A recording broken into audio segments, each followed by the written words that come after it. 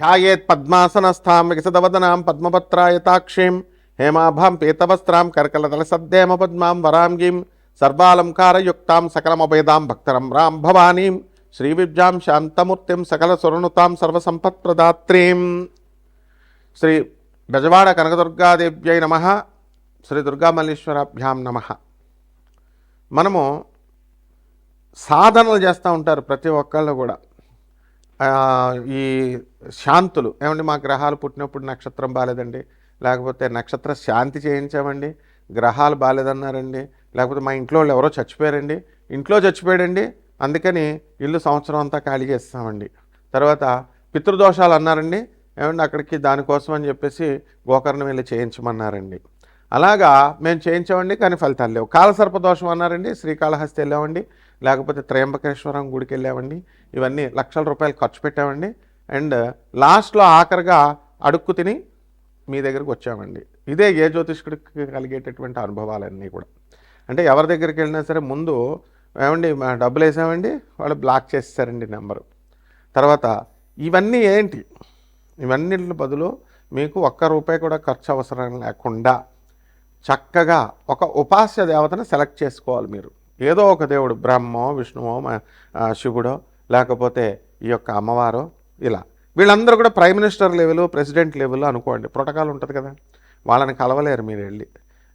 కింద వాళ్ళంతా సెక్యూరిటీలు, చీఫ్ సెక్రటరీలు, వీళ్ళు వాళ్ళు అంత పెద్ద తతంగా ఉంటుంది ప్రోటోకాల్.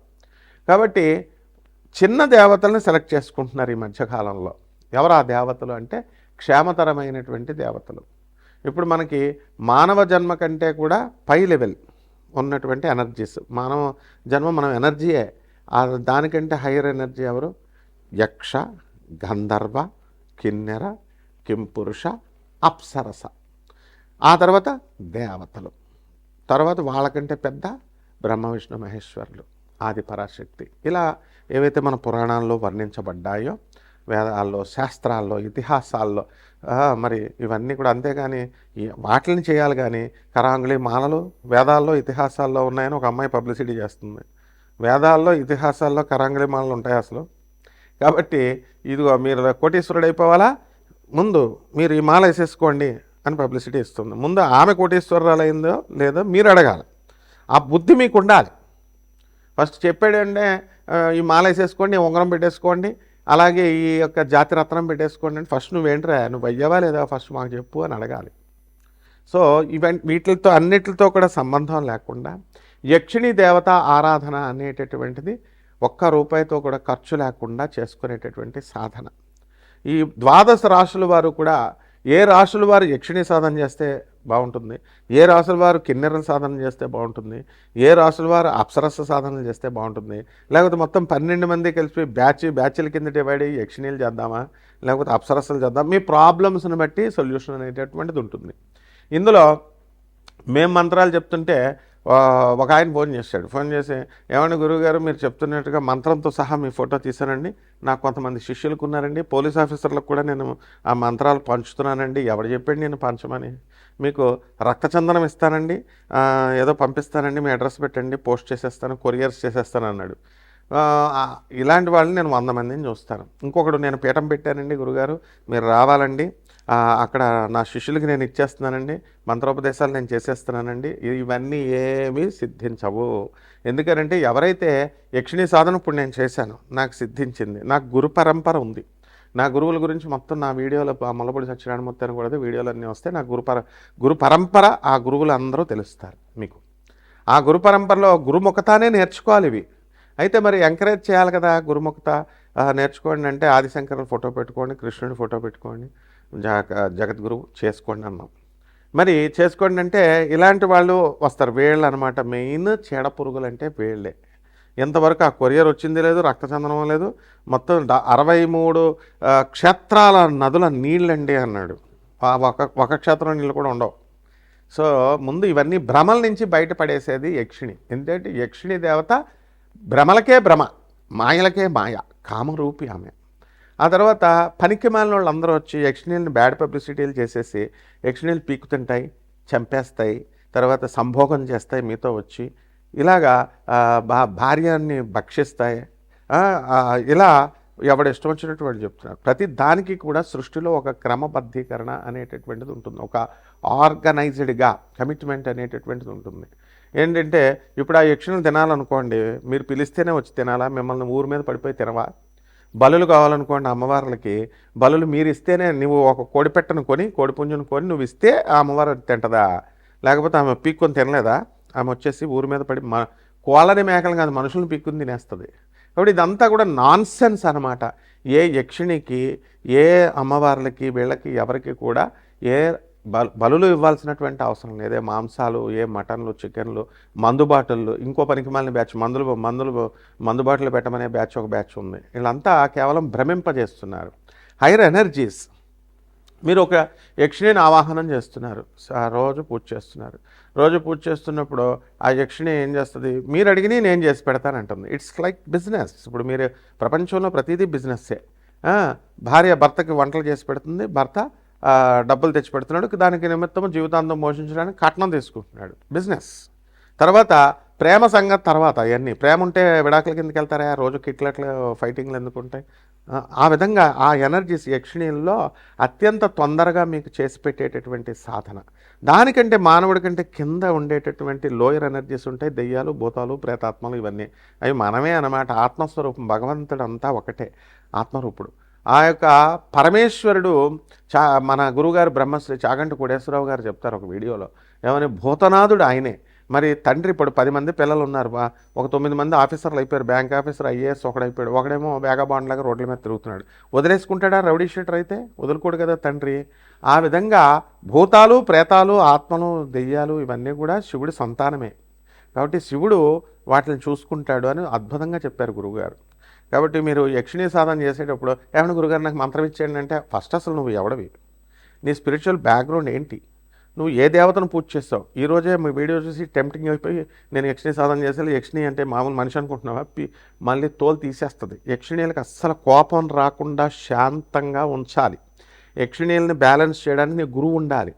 ఇప్పుడు యక్షిణిని కంట్రోల్ చేయాలి. ఇప్పుడు నువ్వు పిలిచేసి పిచ్చి మాటలు మాట్లాడతావు మనుషులతో మాట్లాడినప్పుడు. నాకు జాతకం చెప్పించుకోవడానికి వచ్చినాడు, మనం ఈ అపాయింట్మెంట్ నెంబర్లు ఎందుకు పెడతామండి?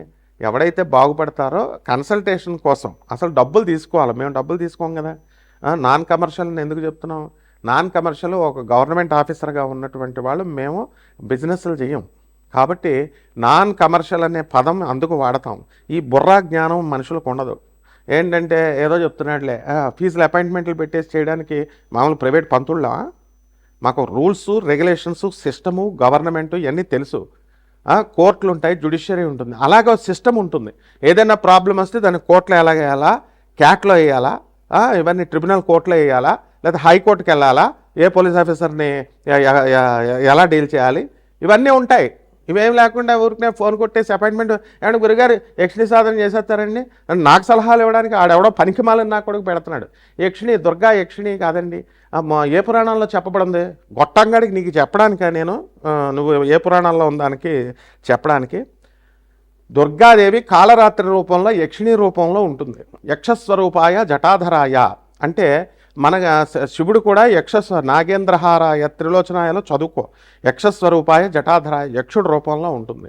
ఆ తర్వాత రెండవది ఏమిటంటే కుబేరుడు యక్షుడు, యక్షులకు రాజు. కుబేరుడు వచ్చి పీకు తింటాడా? ఎక్కడన్నా చరిత్రలో ఉందా? కుబేరుడు బుద్ధి జ్ఞానం లేనటువంటి యూట్యూబ్లో చెప్పే దొంగ పండితులు కుబేరుడు యక్షుడా కాదా, యక్షరాజా కాదా యక్షులందరికీ? ఆయన ఎప్పుడన్నా ఎవరినన్నా పురాణంలో ఎక్కడన్నా తినేశాడా? చెప్పండి. రావణాసురుడు పులస్త్య బ్రహ్మ మానవుడు, రాక్షసులు తినేస్తారు. రావణాసురుడు ఎవరన్నా పిక్కుని తిన్నట్టు బకాసురుడిలాగా ఎవరైనా మనిషిని అన్నది ఉందా? అంటే రాక్షసుల్లో కూడా కేటగిరీస్ ఉంటాయి. ఇదంతా ఉపాసన నేర్చుకోవాలి, దీని గురు పరంపర అవసరం. అంతేగాని మేమిస్తే మంత్రాలు మీరు అమ్ముకొని బిజినెస్లు చేసుకోవడానికో, లేకపోతే మీరు ఉపదేశాలు చేయడానికి తీసుకున్న గొట్టంగాడివి, ఇచ్చే గొట్టంగాడివి, ఇద్దరిని రెండు పీక్కు తినిపార దొబ్బుతాయి అన్నమాట. సాధనలు చేసేటప్పుడు ఎప్పుడూ కూడా గురుముఖత అందుకు అవసరం అంటారు. గురువు అనేటటువంటి వాడు, ఇప్పుడు మాకు బెజవాడ కనకదుర్గమ్మ తల్లి మేము పిలిస్తే వస్తుంది. ఎస్, అవును, నేను దత్తాత్రేయుడి చెల్లెల్ని, నేను దత్తాత్రేయుని అక్కడని ఒక ఆవిడ, లేకపోతే మాకు నిజంగానే పూనకాలు వచ్చేస్తున్నాయి, లేకపోతే అమ్మవారు నాతో మాట్లాడేస్తుంది, చాటింగ్ చేసేస్తున్నాం, ఇలా పనికిమల్ని అనుకున్నారా ఏంటి? ఉపాసన మంత్రతంత్ర శాస్త్రాలు అం ఆం ఇం ఈం క్షం అక్షరమాల అక్షరమాలం కృతే ఐం పదపద వాగ్వాదిన్యై స్వాహ మాం గృహాణ ఐం పదపద వాగ్వాదిన్యై స్వాహ. కుంభరాశి, ఈ కుంభరాశి వారికి అందరికీ కూడా ఏలినాటి శని జరుగుతుంది. కుంభరాశి వారికి అందరికీ కూడా ఏలినాటి శని జరుగుతుంది. మరి ఈ ఏలినాటి శని గ్రహ ప్రభావంలో మనకు అన్ని కష్టాలేమో అనేటటువంటి భ్రమల్లో మీరు ఉంటారు.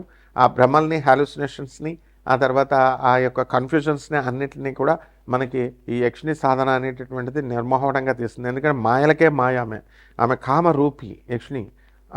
అందువలన ఈ యొక్క ఏలినాటి శనిలో మనకి పనులు లేదండి అని బాధపడేటటువంటి వాళ్ళంతా కూడా మీకు పనులు తప్పకుండా వస్తాయి.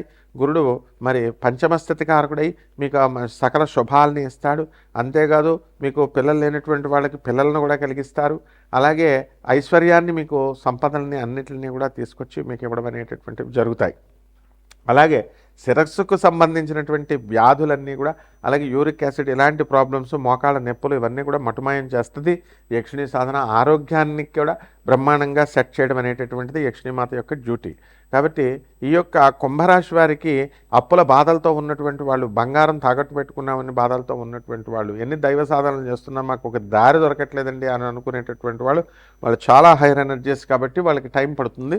కాబట్టి యక్షిణి సాధన అనేటటువంటిది 7 రోజుల్లో, 21 రోజుల్లో, 41 రోజుల్లో మీ ప్రాబ్లం అవలేలుగా సాల్వ్ చేసి పడేస్తుంది. కాబట్టి ఈ యొక్క యక్షిణి దగ్గరికి వచ్చేసరికి చాలా కొన్ని జాగ్రత్తలు, కొన్ని స్పెసిఫికేషన్స్ జాగ్రత్తగా ఈ యొక్క గురువు యొక్క ఆజ్ఞల మేరకు జాగ్రత్తగా వెళ్ళాలన్నమాట. అవన్నీ కూడా మేము చెప్తాం. అలాగే ఈ యొక్క విద్యార్థులు, కుంభరాశిలో ఉన్నటువంటి విద్యార్థులందరూ కూడా బ్రహ్మాండంగా చదువుతారు. ఆఫీసర్లందరికీ కూడా ప్రమోషన్స్ రావడం, ఉద్యోగులకు ప్రమోషన్స్ రావడం జరుగుతాయి. ఇంకా ఈ కోర్టు కేసుల్లో ఉన్నటువంటి వాళ్ళకు కూడా ఈ కుజుడు ఎప్పుడైతే మనకి ఈ యొక్క కుంభరాశి వారికి అందరికీ కూడా వ్యయంలో ఉన్నప్పటికీ కూడా రవి, బుధ, కుజ, శుక్ర గ్రహాలు మంచి స్ట్రాంగ్గా, మోస్ట్ స్ట్రాంగ్గా ఉండడం ద్వారా మీకు అద్భుతమైనటువంటి ఈ యొక్క రిజల్ట్స్ని మీకు ఇవ్వడం అనేటటువంటిది జరుగుతుంది. కాబట్టి ఈ రాశి వారికి అందరికీ కూడా, కుంభరాశి వారికి వైద్యం అన్నిటిలోనూ కూడా మీకు హెల్ప్ చేయడం జరుగుతుంది. అందువలన అమ్మవారికి ధనయక్షిణి అమ్మవారి యొక్క సాధన మీరు చేసుకోండి.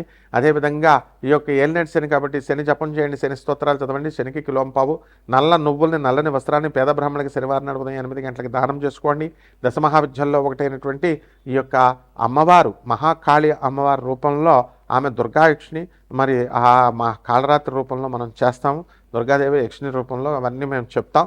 కాబట్టి కావాల్సినటువంటి వాళ్ళు మమ్మల్ని సంప్రదించండి. శుభమస్తు.